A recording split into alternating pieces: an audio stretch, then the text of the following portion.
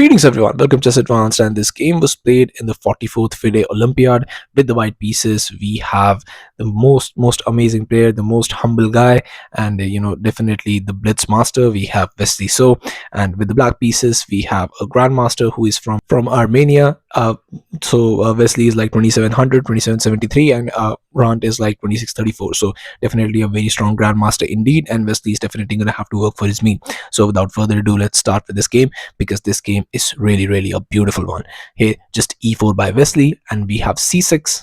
Just e4 by Wesley, we have c6 by Hrant, we have knight to c3, d5, and just knight to f3. We have bishop to g4, just going for the Caro-Kann defense, two knights variation, and now just h3, bishop captures, queen captures, and just e6. So very solid structure. Most likely you're just going to develop the bishop, develop the knight, maybe just castle.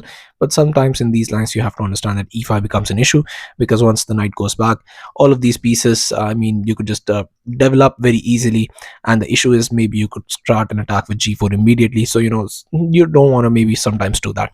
But here, just bishop to e2, bishop to c5 now, and now just castles, knight to d7. We have e captures, c captures, and now just going for this rook to d1. So Wesley is trying to play it as calm as possible, and he's not trying to go a bit too aggressive right from the opening. It's the Olympiad after all. We have knight g2 f6, now just d4, attacking the bishop. Bishop moves, bishop to d3, and now just castles. So this bishop is very nice. Somewhere along the line you're going to bring the bishop there.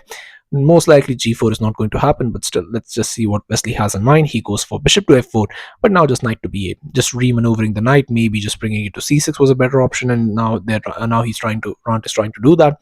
Knight to e2 now, but just knight to c6. Now just going for c3, just very nicely defending that, because you don't want the knight to be overloaded here, trying to defend it at all times. So just trying to go for that rook to e8, rook to e1, just opposing that rook. We have g6.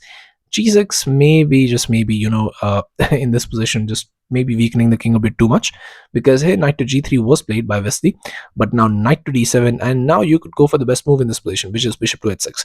So you have to understand that the queen is very nicely eyeing this, bishop is eyeing this diagonal. Maybe a move like h4, h5 in this future would be very nice, because here if you go for bishop to h6, bishop to f8, maybe just trying to oppose that bishop, and after bishop captures, knight captures, you can see that there are some ideas, but the initiative that is there, that's definitely with Wesley. So in Wesley's hands, it's most likely going to be winning, but it's just you're gonna have to work a lot. So Wesley just keeps the tension, doesn't trade the dark square bishops, because that's how you should play.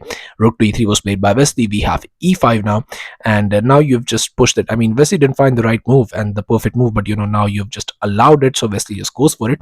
Bishop to h6 now, but in this position you have to be very careful. This just looks so tempting, but unfortunately that's not a good move in this position. The best move in this position is going for bishop back to f8. As I told you, that bishop is a bit too strong. Queen is eyeing this is eyeing, and the knight is already there. In some lines you could even sacrifice the knight for some momentum, and you have to understand the position is very volatile. You have to be very careful not trying to go for moves like that, because here bishop caps on f8, and now after e4 you play bishop caps on e4, and after d captures, rook captures, and just going for this rook captures. You could go for this queen captures, but white comes out much better in this position. So instead of this rook captures, first you play knight captures on e4, and here after rook caps on f8, black is better in this position.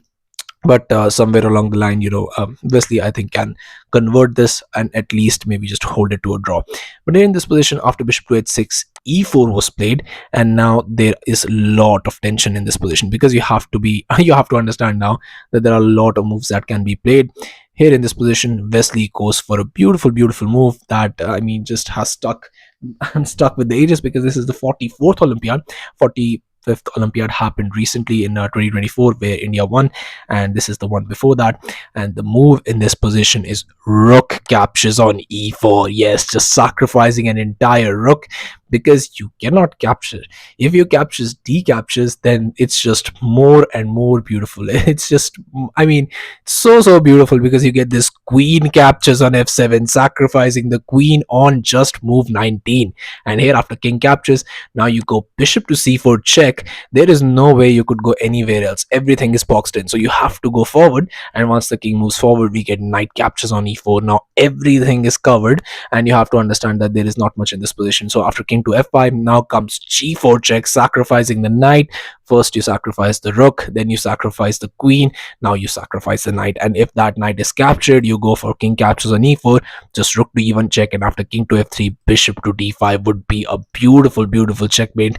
Pawn is covering all of these squares, bishop is slicing all the way over here, rook is just slicing here, and you can see that there is no squares for the king to go to, and it's a beautiful, beautiful checkmate on f3 that could have happened, but unfortunately it didn't, because here in this position after e4, rook captures was played by Wesley, but his opponent, obviously a grandmaster, calculates precisely. He doesn't go for that time where he's getting checkmated. Wesley is better, but he goes for this knight to f8. So he just ruins everyone's mood and doesn't allow all of these beautiful moves to exist on the board. But I mean, come on, you're just not going to lose the game like that. So here, just rook to f4. Now just eyeing that pawn, and the position is looking very, very bad for Hrant.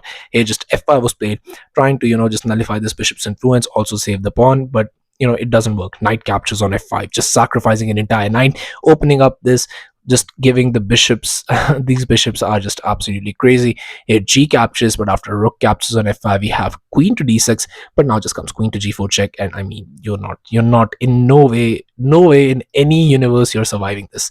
Here knight to g6 now, but here just rook captures on d5, attacking the queen. Queen moves, but now just comes this g3, a very, very calm but deadly move. Bishop to f8 now, asking for a bishop trade, but now comes rook to f5, attacking the queen, attacking the bishop, and also just going for that. And it's just a very, very difficult position to play. Queen to e7 was played, but bishop to c4 check now, and here king to h8, but bishop to g5 was played, attacking the queen, and now you're just going to be diverting it here. And it was on this move, on move 28. Yes, just move 28, not even reaching 30 moves. Here Hrant Melkumyan resigned the game, and Wesley played this spectacular game, beating the Armenian grandmaster in absolute style. And I mean, this is just a beautiful, beautiful game, a game for the ages.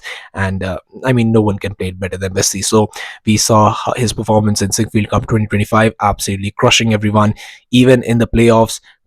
Just on the last day, crushing first Nordebek in classical, then crushing Prague in blitz, and then finally in a winning position. I mean, he could have crushed Fabiano Caruana as well in that game, but here he just took a draw and he won the Sigfield Cup in absolute style.